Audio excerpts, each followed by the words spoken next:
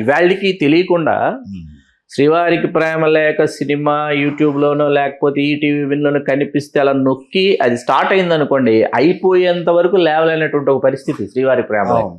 అదొక వ్యసనం శ్రీవారి ప్రేమ లేక చూడటం. ఆ పాపం వాళ్ళు నూతన్ ప్రసాద్ గారు, దమ్ము, పొట్టి ప్రసాద్ వీళ్ళందరూ ఇన్వెస్టిగేషన్ ముష్టి వేళ్ళ వేషాలు వేసుకొచ్చి ప్యాకాట్ అలవాటు కదా, టైం ఉందంటే ఇప్పుడు ప్యాకాడదామని కూర్చుంటారు. అక్కడ ఏ ప్లేస్ దొరికితే అక్కడ కూర్చుంటారు. అదొకటి. అప్పటికే మీకు మాట్లాడుకునే అలవాటు ఉండేదా? నాకు పర్వాలేదు, ప్రాక్టీస్ ఉండేది. అప్పటికి ప్రాక్టీస్ ఉంది. అదే తీసుకొచ్చి రాళ్ళపల్లి గారికి పెట్టినట్టున్నారు మాట్లాడుకోవటం. అసలు అద్భుతం అండి అసలు రాళ్ళపల్లి గారి పాత్ర కానీ, అద్భుతం అంటే అద్భుతం గురుగారు. అందులో ప్రతి క్యారెక్టర్కి ఒక మేనరిజం. ఇది ఆవిడేమో సినిమా కథలు చెప్తుంది, ఈయనేమో గోడ బగల కొడుతుంటాడు. ప్రతి పాత్ర అసలు ఏ పాత్ర కాపాను. నేను వద్దులేండి ఇప్పుడు చెప్తే ఆయన లేరు కాబట్టి మనం బాగా ఇదైనట్టు ఉంటుంది. మహానుభావుడు, ఆయనకి అన్నీ తెలుసు. మంచి వర్క్ చేశాను. పుత్తడి బొమ్మ కూడా చాలా చాలా మంచి స్క్రిప్ట్ అండి. పుత్తడి బొమ్మది కూడా నాకు ఇప్పటికీ ఆశ్చర్యం ఏంటంటే, రోడ్డు మీద వెళ్తున్నాం కారులో ఒకసారి, మన పాండీ బజార్లో ఒకడు ఏనుగు పెట్టి అడుక్కుంటున్నాడు. అప్పటికి నా మీద చనువు వచ్చేసింది ఆయనకి. నా మీద చనువు వచ్చింది. One of my favourites track. ఏమడే రాజా, వాడు ఏనుగు అంతే, ఏనుగు సచ్చినా బతికినా ₹1,00,000 అంటారు కదా, మరి వాడు ఎందుకు అడుక్కుంటున్నాడు అన్నాడు. అంటే సార్ వాడు ఏనుగును బతికించాలి కదా సార్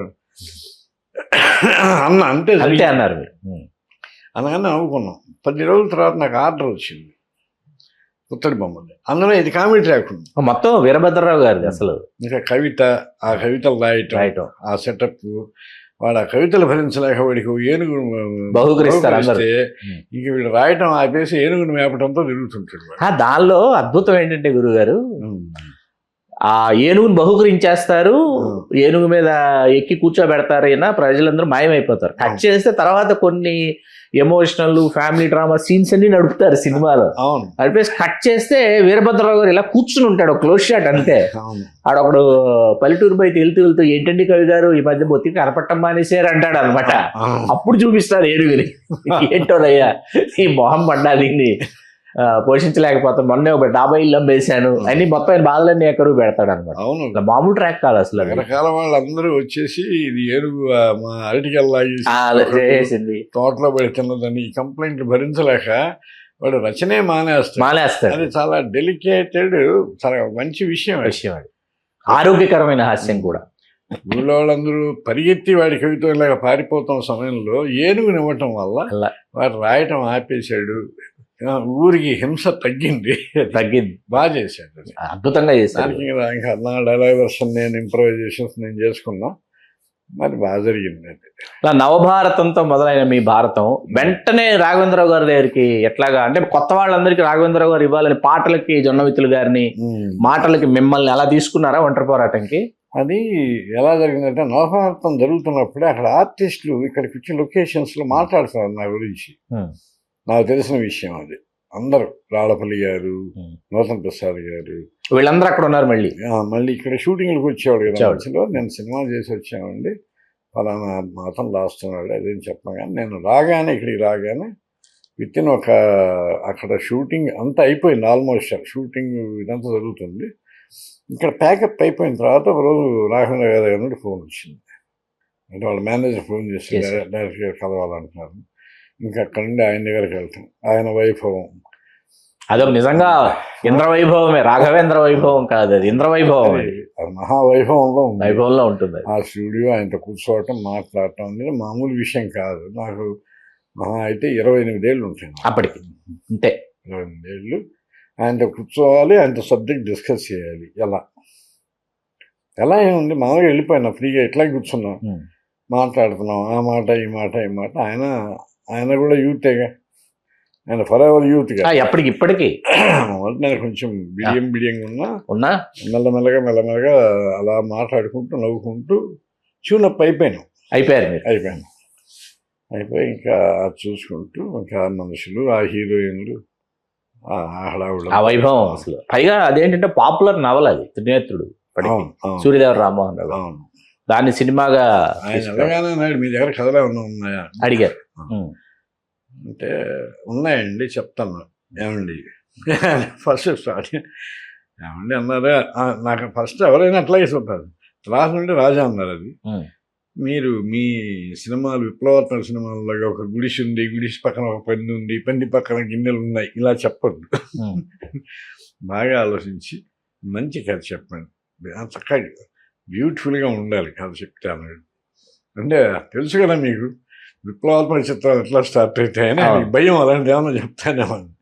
ఆయనకి టేకింగే అసలు హీరోయిన్ హంసలాగా ఎగరాలి, వెనక హీరో పైట మీద పౌరంలాగా వాలాలన్నట్టు ఉంటుంది కదా ఆయన సినిమాలన్నీ అంతేగా. అట్లా అది అలా జరిగి మెల్లగా నేను ట్యూన్ అయినా, ఒక సినిమాకి ట్యూన్ అయిపోయినా. అది త్రినేత్రుడి నవల. సరే ఇంకా అది అప్సెట్ చేసింది. దాని తర్వాత అగ్ని చేశాను, అగ్ని కూడా అప్సెట్ చేసింది. నెక్స్ట్ సినిమా ఇచ్చాడు. అటు వెంకటేష్ గారి నాగార్జున గారు రెండు.